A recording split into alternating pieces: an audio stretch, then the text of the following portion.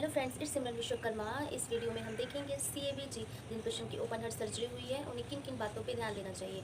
इस वीडियो को लास्ट तक देखें क्योंकि ये वीडियो बहुत ही ज़्यादा हेल्पफुल होगी जिनकी भी सर्जरी हुई है और उन तक ये वीडियो पहुँचाएँ, क्योंकि बहुत सारे इतनी बड़ी ऑपरेशन करने के बाद कुछ कुछ छोटी छोटी गलतियों की वजह से फिर हमें रिस्क में पेशेंट को डालना होता पड़ जाता है, खुद से पेशेंट को रिस्क में आ जाता है।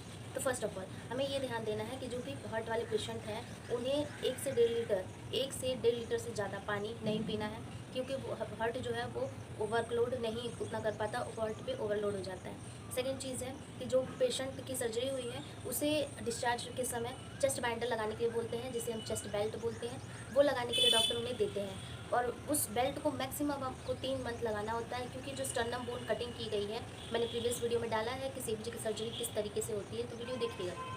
तो जो हमारी लंग्स की फेफड़े की हड्डी होती है उसे काट के बनाया जाता है, काटना, फिर उसके बाद सर्जरी हुई जाती है, फिर उसके बाद उसे जॉइन किया जाता है। तो जो भी उसकी हीलिंग प्रोसेस के लिए हमें चेस्ट बाइंडर दिया जाता है कि उसे कंप्रेस किया जाए जिससे उसकी हीलिंग हो जाती है। तो उसके जॉइंट होने में मैक्सिमम हमें 3 मंथ का टाइम लगता है। तो उस बेल्ट को कम से कम आपको 3 मंथ लगाना है और वो हमेशा लगाना है। ऐसा नहीं है कि रात में सोने गए तो आप उसको निकाल दें, ऐसा नहीं है, उसे हमेशा लगा के रखना है। इसके अलावा बहुत लोग का ये मिथ होता है कि अगर घाव हुआ है वहाँ पे हम पानी डालेंगे तो मे भी हो सकता है वो पक जाए। तो ये ऐसा कुछ नहीं है, आपको डेली बेस पे नहाना ही है और उस एरिया पे जहाँ पे इंसीजन्स चले हैं, जहाँ से वेसल्स को लिया गया है, पैर से लिया जाता है, ठीक है, तो उस एरिया को अच्छे से साबुन लगा के नहाना है। साबुन डायरेक्ट अप्लाई ना करें, अपने हाथों में थोड़ा सोप लेके, साबुन लेके हाथों से लगा के उसे क्लीन करें और डेली बेस पे नहाना है, क्योंकि इन्फेक्शन का डर होता है।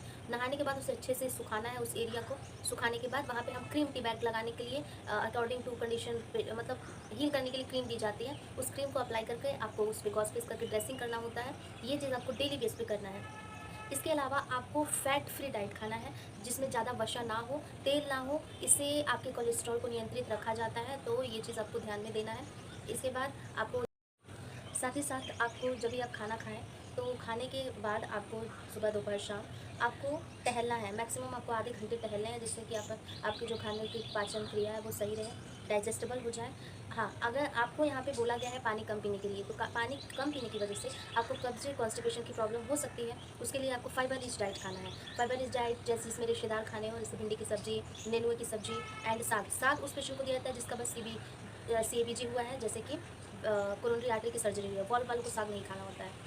ओके, बॉल वालों को साग इसलिए नहीं खाना होता है क्योंकि साग में होता है विटामिन के ब्लड को मोटा करता है और बॉल वाले पेशेंट को हम देते हैं ब्लड पतले करने की दवा, जिसकी वजह से वो अगर साग लेता है तो यहाँ ब्लड पतले करने की दवा चल रही है और यहाँ साग से उसका ब्लड मोटा हो रहा है, इसलिए हम उसे मना करते हैं।